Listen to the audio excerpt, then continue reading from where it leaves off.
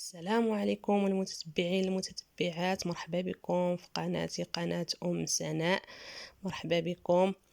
اليوم غادي نوجد معكم ميني بسطيلات شكل جديد وعمارة جديدة وبسيطة وسهلة بالطروفه نتاع الورقه اللي كيبقاو لكم شايطين ملي كديروا البريوات. ما تلوحوهمش، خليكم معايا باش تشوفوا الطريقه التحضير اللي كتجي ساهله وبنينه. عندي هنايا طريفات نتاع الورقه اللي زدت قطعتهم شويه حتى رجعوا هكا طريفات صغار.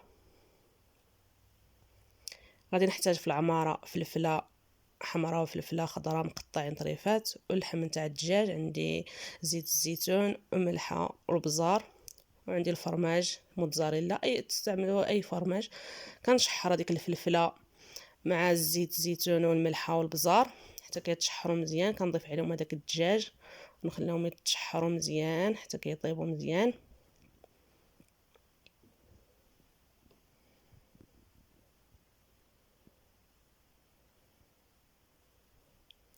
من بعد كنخلي هذيك العماره ديالي تبرد. حكيت هنايا الفرماج، عندي هنايا واحد 2 معالق نتاع الزبده اللي ذوبتهم، غادي نضيفهم على هذيك الطريفات نتاع الورقه وغادي نخلطهم مزيان باش تدخل هذيك الزبده مزيان في هذيك الورقه ديالي باش تجي مقرمشه.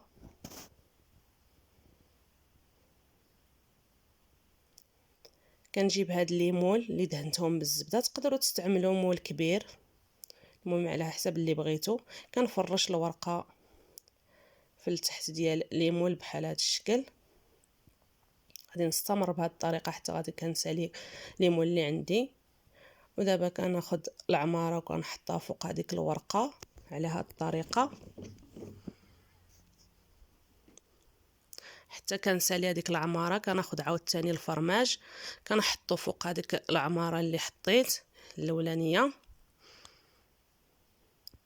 من بعد ما ساليت الفرماج كناخذ هذيك داكشي اللي بقى ليا من الورقه كنغطي به هذوك ليمون ديالي بحال هذا الشكل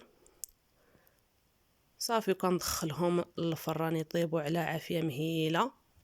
هما من بعد ما خرجتهم من الفران كيجيو مقرمشين مذهبين. ثقوا بيا البنات كيجيو لذاذ. كنتمنى تجربوهم ويعجبوكم وتبارطاجيو الفيديو مع صحابكم وحبابكم، وما تنسونيش بلي لايك وكومونتيرات يكونوا زوينين. وبسلامه عليكم حتى الفيديو جديد ان شاء الله.